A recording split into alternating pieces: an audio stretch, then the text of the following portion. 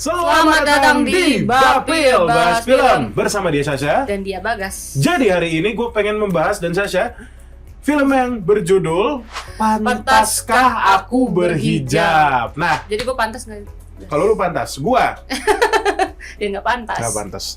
Daripada gue menanya gue pantas apa enggak, ada press con-nya juga karena waktu itu kita diundang ke press screening. Yes. Nah, ya udah langsung aja kita langsung ke sana aja kali ya. Panggil Bagas. Gas, let's go. Let's go. Tapi jangan berhijab.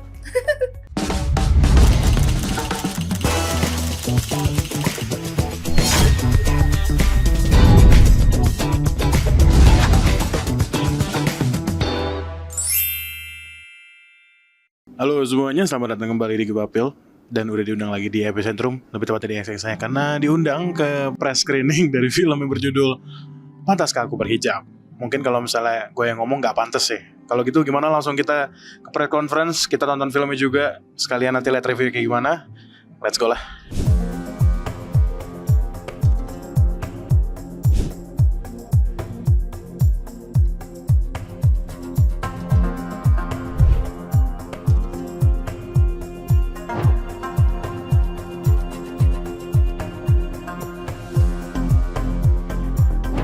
Oke, jadi memang perjalanan Aksa dan Sofi dari awal kita memang sudah mengemas bahwa ini penggambaran tentang the real teman hidup. Kita kan taunya cuma mungkin orang yang kita cintain aja gitu, kita jatuh cinta, kita terus habis itu pacaran terus nikah gitu. Tapi di sini tuh kita kasih lihat gimana proses dua manusia ini saling support satu sama lain dalam keadaan apapun, suka, duka, nerima semua keadaan, bahkan di versi terburuknya, di titik terendahnya gitu satu sama lain. Dari awal itu mungkin yang cukup berat untuk aku adalah Sofi sendiri ini kan sebenarnya umurnya early 20s gitu kan, kayak 20-21 ya Bu. Sedangkan aku masih 20-an sih, tapi ya sudah tidak di umur itu gitu. Jadi emang ada pesan dari Bu Hadra, gimana ya caranya kita membuat karakter Sofi ini apapun yang diterima sama dia istilahnya, aksi reaksi yang diberikan tuh memang anak pada umumnya gitu, anak pada umur 20-21. Mungkin itu sih yang awal-awal cukup ini gimana ya gitu loh, emang gue cukup terlihat 20-21 gitu. Mungkin di awal tuh dia nggak berpikir untuk menjadi bersama Sofi selamanya kan. Emang dia tulus pengen bantuin Sofi, emang sebalik juga sama, mereka emang nyaman. Tapi akhirnya dia mengerti perasaan itu. Mungkin awalnya seperti itu, tapi akhirnya kayak oke, aku harus menerima kalau benar aku ternyata cinta sama dia. Dan itu sih tulus. Makanya dia ada dialog juga, aku tetap mau sama kamu dengan atau tanpa pun status, yang menurut aku sedikit bodoh. Tapi karena mungkin aku nggak punya ketulusan atau keikhlasan seperti si Aksa, yang cintanya sangat-sangat benar-benar the core cinta untuk seseorang. Terus memang di sini looknya diubah, ya. Tadinya sebenarnya pas kita foto untuk properti nggak kayak gitu, cuma pas di hari H tim makeup bilang Mbak Dini kulitnya dicoklatin ya. Kenapa? Aku bilang gitu. Iya, soalnya mesti dibuat lebih matang. Nggak enak kalau ngomong begitu ya. Kematangan seorang ibunya jadi terlihat. Jadi Betul. harus dibuat lebih dewasa lah ya, gitu Iya. kan, dengan kerutan-kerutannya segala macam kayak gitu. Aku pikir ini anak aku kok cantik-cantik, jadi perawatan ibunya kok nggak bisa perawatan ya gitu kan, sayang banget gitu kan. Ya udah, tapi karena kebutuhan kamu udah nggak ngasih duit ditawain lagi. Di setiap set tuh aku tuh suka diskusi gitu entah sama Kak Dini atau sama Kak Nadia, sama Brian untuk nanti aku kayak gimana ya gitu. Tapi alhamdulillah di lokasi setnya tuh benar-benar kayak keluarga banget. Benar-benar aku ngerasain ternyata dunia acting di film ini asik juga ya gitu. Kalau jadi peran ini sih saya nggak berpikir banyak, kayaknya nggak susah jadi diri sendiri ya. Nggak bercanda. Dan sekarang saya sebenarnya ada pertanyaan, pantaskah saya jadi penjahat? Nggak tahu. Pantaskah jadi, tapi kayaknya selanjutnya pantaskah saya jadi penjahat? Justru otaknya belum diceritain. Bakal ada dark side-nya. Sekarang saya nyesal banget, saya menceraikan istri saya itu. Soalnya waktu syuting belaksak banget ya. Saya begitu premier cantik banget gitu. Saya baru nyadar, oh ternyata cakep ya. Baru nyadar saya, beneran ini. Maaf ya, waktu itu saya kepincut sama yang lain.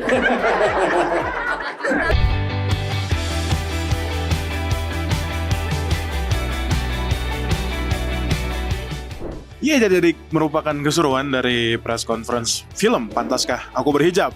Nah, sayangnya banget nih, gue yang biasanya ngikut doorstop, nggak bisa ngikut doorstop karena ada panggilan darurat alias emergency meeting. Tapi yang pasti sih bakal gue review lebih lanjutnya lah ya di Bapil. Seperti biasa, bareng Sasha karena gue juga nonton bareng dia. Kalau gitu gimana kalau kita langsung kembalikan ke studio.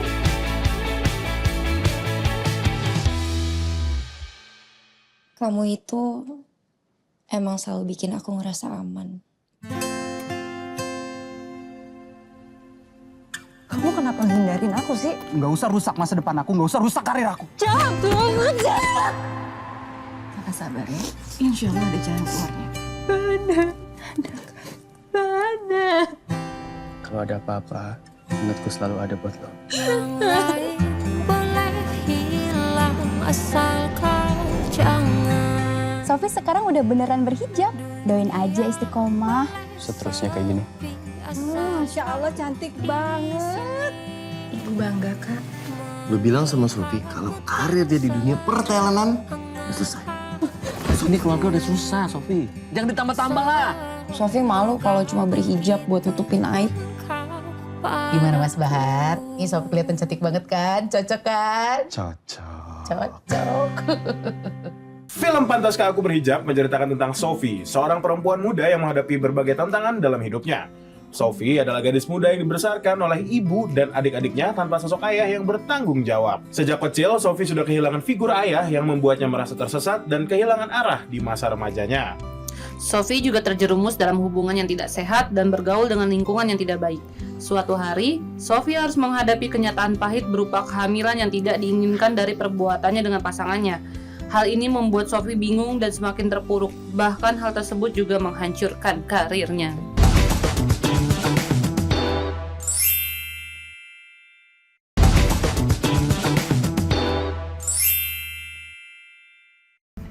Kembali lagi di Bapil Bahas Film. Masih bersama dia Sasha dan gue Bagas, kayak gitu ya? Gak gitu. Ya, tapi intinya tadi merupakan press screening dari Pantaskah Aku Berhijab, sebuah film yang disutradarai oleh Hadra Daeng Ratu, ada siapa? Brian Domani. Ya, gue selalu melihat wajahnya gitu.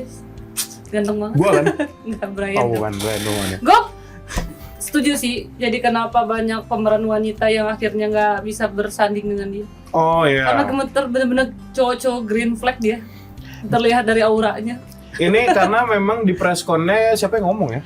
Aduh, lupa yang pemeran ceweknya, si Sofi, pemeran Ya, Sofinya pemeran itu. Sofi. Ya, tapi intinya dibilang katanya dari semua casting cewek yang bermain bersama si Brian Domani katanya dia tidak kuat. Mereka tidak kuat untuk menatap mata dari Brian Domani yang dimana memang sangat bukan mencekam sih. Nadia Arina namanya. Nadia Arina merupakan salah satu orang beruntung yang kuat yang kuat untuk menatap mata Brian Domani. Betul. Tapi memang sebuah tatapan mata itu sangat krusial. Iya, Karena itu bagaimana cara lu bisa mempercayai partner lu sebagai acting. Iya, betul. Gitu. Nah, terus kita mulai langsung review dari apanya dulu nih. Gue pengen tahu dari lu dulu deh, karena lu yang berhijab. Gue kan gak berhijab nih. Nggak ada. Tapi itu tuh filmnya tuh nggak ada. Maksudnya nggak ada.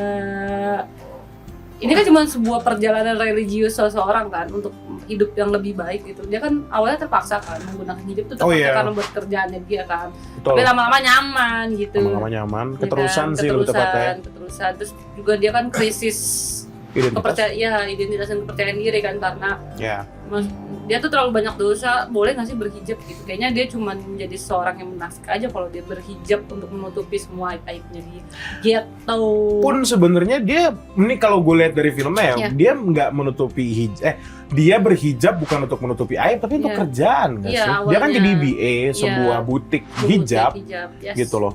Jadi ya mau nggak mau dia juga harus seperti itu. Iya. Tapi kan akhirnya kan lama-lama dia berhijab kan, karena disuruh kan sama maknya juga kalau disuruh sama maknya? Ya sama ibunya kayak cantik lah berhijab gitu-gitu. Terus dia nggak mau kalau dia berhijab cuman ada adegan dia tantrum di dalam kamar itu ya. Iya betul. Dia bilang nggak mau gara-gara untuk menutupi aib segala macam. Bener-bener. Tapi gue salut sih sama cerita ini kan, menerobos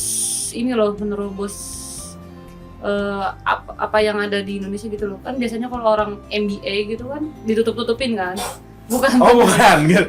Iya, kirain. Iya. Jadi ditutup-tutupin. Dan kalau Sophie ini gue suka dengan kepercayaan dirinya. Nah, kepercayaan dirinya si Sophie ini. Karena dia kayak ya udah kenapa kalau gue hamil gitu. Toh memang pada awalnya dia tidak menginginkan anak itu kan. Ini mungkin gue udah boleh masuk ke cerita kali ya, karena jujur pas di awal-awal kan ya itu kan ternyata dia lagi casting iklan. Terus tiba-tiba dia mual, gue jujur agak kaget sih. Iya, kenapa nih? Tiba-tiba dia mual, tiba-tiba dia ternyata hamil, kayak tidak ada bridgingnya. Iya, itu kayak langsung Dan akhirnya walaupun ada sih dia ternyata reveal dia sudah sama mantan pacar jatuhnya. Mantan pacar atau pacar, Mas Khalid masih pacar di Bandung sih. Tuh, di Bandung bahkan sampai disamperin ke kantornya. Iya. Oh ternyata gitu, sudah ada backstory yang tidak diceritakan gitu loh. Tapi akhirnya diceritakan di pertengahan film. Iya, itu ya dia ya, kalau nyari pacar ya dia. Tiba-tiba. Jangan kaget saya. Jangan yang tidak setara itu juga tuh. Cinta setara itu penting. Cinta yang setara itu penting. Masuk ya? Iya, masuk. Dan ini, kalau temen udah bilangin itu cowok red flag. Jangan sampai ngomongnya. Si Brian Domani ngomong kan, dia bilang dia sempat ada dialog kayak harusnya gue denger lu kalau dia tuh red flag, dia tuh jauh lebih tua kayak gitu. Maksudnya si karakter Brian Domani ini ngomong ke si Sophie. Iya, Sophie tuh menyesal kemudian harinya gitu loh. Iya, betul. Jadi dengerin apa kata teman setidaknya. Kalau nggak mau dengerin kata orang tua, temen. Karena kita biasanya hidup lebih banyak mencurahkan, ketika besar kan lebih banyak mencurahkan kisah-kisah ke temen kan. Betul. Ya kan gitu kan, Jess. Iya. Bapak ibunya Bagas tolong. Kenapa nih? Nggak, sehat-sehat ya Pak Bu di rumah. Diemin aja dia, nggak apa-apa. Tadi balik lagi ke film. Jujur gue kalau ngomongin karakter, nah jujur ini sebenarnya termasuk karakter yang banyak sih, Sophie. Siapa nama si karakter Brian Domani? Gue lupa. Karakter Brian Domani tuh di sini sebagai pokoknya karakter Brian Domani. Terus Aksa. Dia kan punya mie ayam sendiri yang nggak laku itu. Iya. Itu salah satu hal yang pengen gue bahas juga. Gue jadi penasaran sama background story-nya si Aksa sih. Siapa dia? Iya benar, siapa dia itu. Tiba-tiba dia nggak ada loh. Dia tuh yang gue lihat ya, si Aksa ini kayak nggak punya keluarga. Beban dan nggak punya keluarga gitu loh maksud gue. Jadi ya udah gue ada untuk Sophie gitu. Iya, aku hanya ada untuk Sophie. Aku aja udah untuk Sophie. Apa? By the way, ini film ternyata diangkat dari kisah nyata. Oh iya, walaupun orangnya katanya nggak mau disebut. Iya, dan Aksanya ternyata sudah meninggal. Sudah meninggal, ya itu disebut di preskon benar-benar diomongin. Ya dan maksud gue awalnya sih curiga ya, ini apakah kisah nyata? Dan ternyata pun benar. Diomongin sama siapa ya? Akhirnya stigma tidak akan ada perempuan dan laki-laki yang benar-benar berteman itu benar adanya. Iya. Ujung-ujungnya jatuh cinta. Walaupun lama banget sih itu jatuhnya. Udah punya anak satu loh. Udah punya anak satu. Ya kan dia memang sudah MVP. Iya, maksud gua pun dia selama itu ya mencintai si Sophie gitu. Iya, dan lama nunggu, dia mau nunggu gitu loh. Dia mau nunggu selama itu gitu loh. Iya, dan tadi gue pengen bahas tentang ini, masuk ke judul, paham gak sih lo? Oh iya. Kan memang di adegan awal kan memang berhijab karena untuk casting iklan.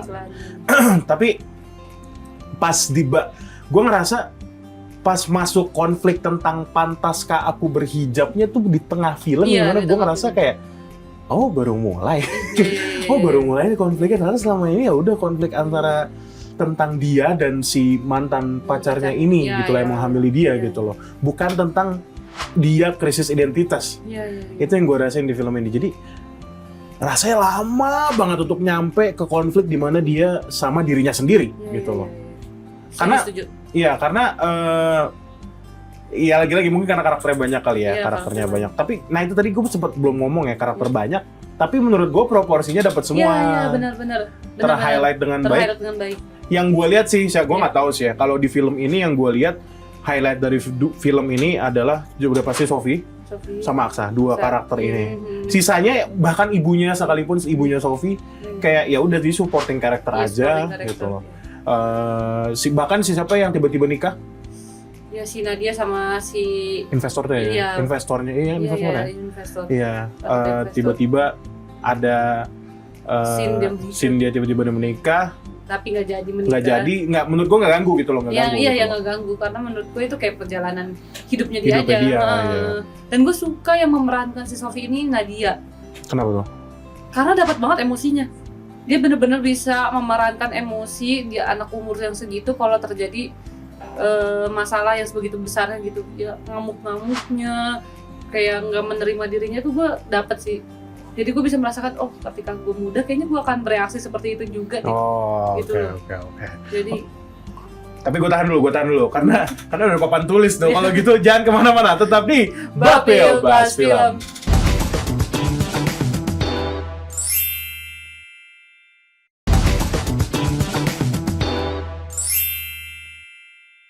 Balik lagi di Bapil Bahas Film. Maaf agak kurang kompak. Jadi tadi kita udah bahas beberapa yang menurut kita majority-nya oke lah, bisa kita terima dan bisa kita ulik gitu. Betapa relate-nya itu ke kehidupan kita mungkin. Beberapa orang lah. Karena ceritanya familiar lah. Iya, familiar dan sebenarnya pun ya itu terjadi di mana-mana, banyak sih. Banyak sih itu gitu loh. Banyak. Tuh. Mungkin kita bisa bahas, karena tidak ada sebuah karya yang sempurna, kita akan membahas kekurangannya. Kekurangan? Menurut lo? Kekurangannya, aduh bingung sih jujur gue. Udah dulu dah. Menurut gue ya, ini sih, gue kayak kalau seandainya ada background story di mana bapak dan ibunya akhirnya berpisah, kayaknya akan lebih sedih sih. Oh, iya. Ya, ini kita cuma tahu tiba-tiba bapak dan ibunya pisah. Dan iya. Kita nggak tahu, maksudnya kayak background si bapaknya tuh kita nggak tahu tuh dia sampai akhirnya berpisah tuh karena apa? Karena judi kah? Karena suka mabuk kah? Atau apakah? Sedangkan kan ibunya sangat-sangat agamis gitu loh. Iya udah gitu si peran bapaknya yang diperankan oleh Indra Birowo sebenarnya sih gue suka ya, maksud gue. Dia ya memang bapak yang santai sih awalnya. Gue kira bapak yang santai ternyata terlalu santai gitu, ketipu sih jujur. Gue kira kayak oh he's cool gitu. Pas diomongin dia hamil kayak oh ternyata calm itu ya gitu loh, nggak kelihatan panik, nggak kelihatan marah. Tapi bagusnya adalah kita diceritain kenapa bapaknya tiba-tiba nggak ada. Iya itu kan yang dia mau nikah itu bukan? Iya ternyata dia dapat duit dari si mantan pacarnya si Sophie gitu. 15 juta untuk nikah lagi. Iya itu menurut gue maksudnya itu akhirnya bisa membangkitkan emosi kita sih. Akhirnya kita tahu kalau bapaknya tuh kurang ajar gitu. Iya dan ini jajanan gitu loh. Terus gue tiba-tiba pengen selalu deh. Ya terus juga gue mau ngomongin tentang apa lagi ya enak ya. Itu ini nih satu hal yang gue sadarin sih sebenarnya. Sebenarnya ini bukan yang jeleknya, cuma sangat gue suka aja mereka mainan warna di sini. Iya. Mainan warna yang dimana kan film ini kan cukup sendu gloomy yang sedih. Iya. Sedangkan warna-warna yang dipilih sama filmmaker di sini yang awalnya terang. Terang terus makin lama sebenarnya terang juga, cuma pastel. Jadi terangnya lebih kepucat. Iya, terangnya lebih kepucat. Jadi gue suka aja sih bagaimana mereka bermain dengan psikologi warna yang sebenarnya kan kalau misalnya di film-film kebanyakan ya kuning misalnya happy, pink juga termasuk sebenarnya. Sedangkan di sini pink bisa dikatakan mungkin gini kali ya, tebakan gue aja. Si Sophie di sini pakai warna cerah karena kehidupan dia udah cukup mulai membaik dan maksud gue selain itu juga untuk menutupi kali ya, maksud gue menutupi kesedihan dia dengan warna-warna cerah itu di busananya gitu loh. Iya itu tuh sih menurut gue kalau ngomongin tentang warna sih. Dan gue suka scene dimana dia akhirnya menyadari kalau dia begitu sayang sama anaknya. Oh iya. Iya kan? Itu akhir dong berarti. Iya, yang menuju akhir tuh kayak yang dia tiba-tiba anaknya udah nggak ada detak jantungnya. Itu sedih banget. Itu jujur sedih banget. Itu banyak plot twist sih, kan anaknya gugur. Hampir gugur jatuhnya tuh, udah gugur ya. Karena kan habis itu hidup lagi. Iya, karena kan biasanya ada tahu maksudnya udah kehamilan tuh yang tiba-tiba anaknya di dalam tuh meninggal gitu. Oh gitu. Iya, terus hidup lagi? Itu hanya keajaiban. Kalau iya, yang di film itu hidup lagi. Di Pantas Kaku Berhijab. Tapi di beberapa kasus ada loh guys beneran itu. Hidup lagi. Di beberapa kasus benar ada, dan memang nggak, itu di luar logikanya para dokter, karena kan namanya udah meninggal tiba-tiba ada detak jantung lagi kayak gitu. Lucu aja sih. Tapi biasanya di kasus yang kayak gitu langsung dioperasi gitu, langsung dibelek, disesar gitu. Kalau ini kan dia benar-benar nunggu sampai lahir kan. Bahkan lahirnya sama bidan. Iya, normal. Di warung mie ayam. Iya. Mungkin itu untuk membangkitkan rasa si Aksa yang ternyata setulus itu sayang sama si Sophie, karena kan dia kayak dalam perjalanannya dia kan dalam perjalanan si Sophie itu Aksa selalu ada kayak pas dia hamil ngidam sampai anaknya lahiran, itu kayak bener-bener si anaknya Aksa gitu. Padahal bapak juga bukan. Kayaknya nggak semua cowok bisa menerima itu kan. Ternyata Aksa tuh menunjukkan ada atau nggak ada. Itu sih. Anak itu dia tetap sayang Sophie. Gitu. Walaupun tetap sih, maksud gue kembali lagi ke poin lo yang dimana sayang banget gitu si Aksa ini. Tidak diceritakan background story-nya. Background story dan juga dunianya dia tuh kurang diceritain sebenarnya. Benar. Padahal menurut gue ya itu lagi-lagi, walaupun dia karakternya banyak, highlight dari film ini dua karakter itu, yang dimana Sophie udah oke lah, walaupun walaupun awalnya kaget kayak tiba-tiba hamil. Gitu. Tapi pas si Aksa ini oke padahal maksud gue suka dia selalu mengayomi, nggak pernah marah. Oh paling gue yang pas di adegan ketemu mantan pacarnya si Sophie. Iya. Mau ditampol terus tiba-tiba dah. Iya itu tiba-tiba dipukul. Pada penonton langsung pada gitu kan. Karena memang mengesalkan itu kan. Terus pas balik dari mana? Dari seblak, itu penulisan yang sangat spontan kali ya. Thank you. Itu lucu aja sih buat gue adegan yang itu. Ada bumbu-bumbu komedinya lah. Bumbu komedi tetap ada. Jadi ini bukan cuma semata-mata film drama yang sedih-sedihan, enggak. Semuanya kayaknya sangat ini ya. Ada action juga kok. Iya, itu salah satu actionnya adalah tiba-tiba memukul itu. Walaupun cuma gitu doang sih, cuma benar-benar cuma. Yang sebenarnya itu jujur agak aneh sih, karena awalnya tiba-tiba ada mantan pacarnya si Sophie itu di butik kan, di butiknya kan. Bukan butik, itu kayak kafe gitu, dia kan mau foto shoot. Oh di kafe, ya maksudnya di kafenya itu tiba-tiba ada dia. Itu ya mungkin untuk menambah bumbu aja kali ya, menambah kalau misalnya si Aksa ini memang setulus itu sama si siapa namanya Sophie. Iya, dia berani pasang badan. Gue pun sebenarnya kesel sih. Iya. Berasa itu karakternya si mantan pacarnya Sophie. Gue melihat Aksa kayak lu jadinya. Hah? Oh iya, Rosa ya. Udah cowok-cowok green flag kan lu. Ya udahlah kalau gitu. Ya paling itu kali ya Syam, maksudnya yang bisa ya lagi-lagi ini drama lagi, kita diundang ke film drama ya, lagi sering nih. Kemarin sempet horor, drama yang belum kebagian action nih. Kapan diundang ke action? Apa di akhir tahun ini akan dihiasi dengan film-film drama? Iya kali ya. Film-film keluarga, karena kan mau menuju Natal kan. Iya mungkin. Jadinya film-film keluarga lagi merajai. Gitu. Ya udahlah kalau gitu, gue masih menunggu press con film action. Tolong ya Bang Joko Anwar nanti diundang ya yang film baru lu.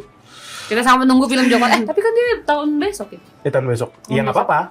Apa ditunggu lagi? Kita tunggu. Ya udah kalau gitu buat teman-teman jangan lupa nonton Bapil yang lain dan juga program Berita Nasional TV yang lain juga di YouTube.